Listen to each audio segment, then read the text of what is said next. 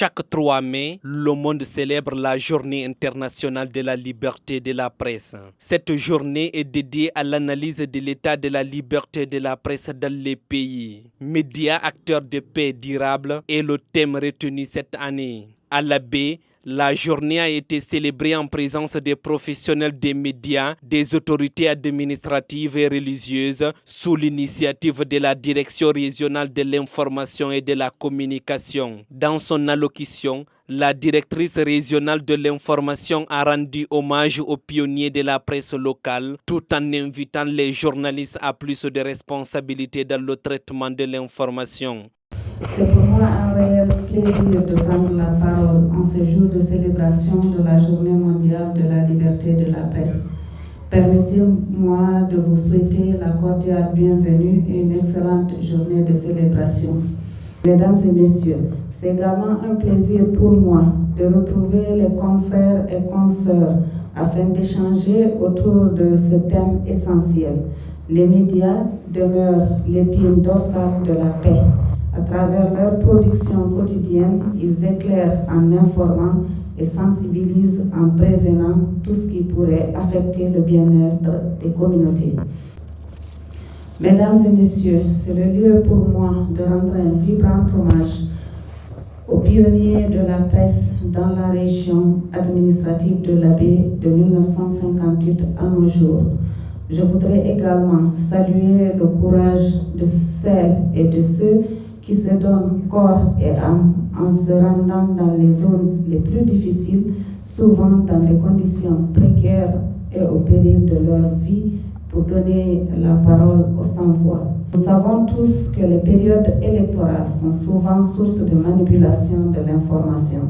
Dans ce contexte, les médias restent un pilier majeur de lutte contre ce phénomène. Je salue déjà le travail et l'implication de l'ensemble des médias de la baie dans l'accompagnement de ce processus. Je reste convaincu que vous ne faillirez pas à cette mission, et ce, dans le respect des règles journalistiques. Présent à la cérémonie, le directeur de cabinet du gouvernorat de la baie a salué la forte mobilisation des journalistes avant de rappeler leur rôle essentiel dans le développement du pays. Mesdames et messieurs de la presse publique, privée de la baie, chers participants, thème de cette année, façonner un avenir en paix, illustre bien l'importance des médias dans la promotion de la paix et de la cohésion sociale. Dans un monde en pleine turbulence, marqué par des conflits et des instabilités de toutes sortes, les médias doivent résister à la manipulation de l'information par des groupes d'intérêt idéologiques. En effet, le micro est une arme.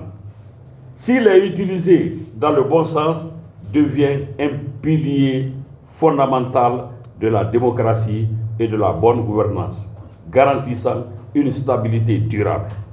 Au contraire, s'il est mal utilisé, il devient source de division, de haine et de manipulation qui méritent souvent des conflits.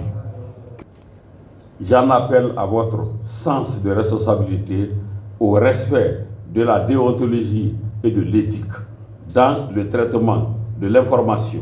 Au nom de l'inspecteur régional de la Ligue islamique de la baie, le secrétaire préfectoral a félicité les journalistes pour leur engagement, soulignant leur rôle dans la préservation de la paix sociale.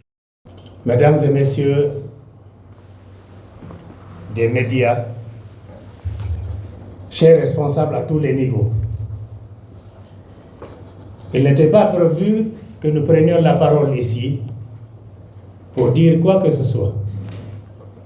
Mais compte tenu de l'importance, non seulement du thème, mais également et surtout du rôle extrêmement important que les médias jouent, tant dans l'obtention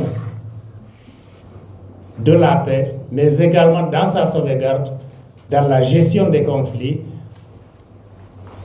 les sages, les religieux, avec en tête Thierno Mamadou Badrouba, qui m'a chargé justement de prendre la parole pour cette petite intervention, ne pouvait pas rester silencieux compte tenu de ce que je viens d'énumérer et de tout ce que nous avons entendu ici.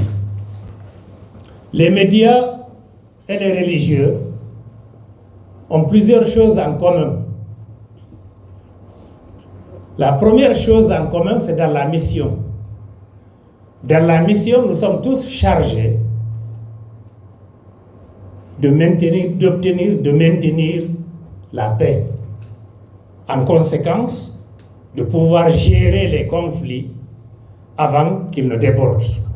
Le représentant de la haute autorité de la communication à l'Abbé s'est réjoui du comportement professionnel des journalistes de la région, les exhortant à plus de rigueur dans le traitement de l'information. C'est une joie que nous avons aujourd'hui de dire que depuis 2017, nous sommes à l'Abbé représentant la HAC, je vais dire point focal, et durant ce temps, aucun journaliste de l'Abbé n'a fait des erreurs dans son travail qui amènent à le conduire devant les tribunaux. Et de ce fait, même s'il y a eu des conflits qu'on a pu gérer, et les conflits n'ont pas amené à des suspensions ou à des sanctions des journalistes. Donc nous les félicitons pour ça, nous les encourageons à respecter l'éthique et la déontologie, à s'informer sur tout ce qui est en train d'être fait pour que la presse ne soit pas à la base des conflits dans le pays et surtout dans notre région. Plusieurs activités ont marqué la célébration, notamment la mise en place d'une plateforme de communication entre les journalistes de la région. Le directeur régional de la radio rurale de l'Abbé explique l'objectif de cette initiative. L'activité a mené à l'occasion de cette journée de 3 mai. C'est ainsi que nous avons eu l'idée de créer cette plateforme qui mobilise l'ensemble des médias publics et privés de l'Abbé, ainsi que les représentants de la HAC et quelques personnes ressources qui pourraient apporter un plus à l'information dans le cadre des médias à l'Abbé. Ainsi, nous avons élaboré des statuts et règlements intérieurs que nous allons respecter au niveau de cette plateforme. Dedans, vous allez retrouver l'ensemble des journalistes de l'Abbé public et privé. Je disais tantôt, on retrouverait aussi la HAC à l'intérieur. Quel est l'objectif de cette création de la plateforme? C'est pour que les membres des médias puissent échanger à l'intérieur, apporter des informations et se faire des critiques ou s'autocritiquer avant de diffuser certaines informations. Et aussi essayer de dissuader certaines personnes par rapport à des informations qui pourraient apporter, quand même, qui pourraient affecter la quiétude sociale. La cérémonie s'est achevée par des prières et bénédictions, suivies de la remise des satisfecits à plusieurs personnalités pour leur appui aux médias. L'inspecteur régional de la Ligue islamique de l'Abbé, l'un des récipiendaires, a exprimé sa satisfaction. alay telemma ɗon miɗo weltora hunde wotere araneɗe maale piiji buy kono noon aranum ɗum on tigui no weltora ko tawde presse on no ɓangguini wonde on tigui beru ko yewtidata e mabɓe kon ɗayne ala toon tawde kadi on tigui ko yewtidata e mabɓe kon ko ɓe landoto ɗum kon ko yewtata kon ko tawata koko nafata jama o ko tawata kadi on tigui ko yottinta toon kon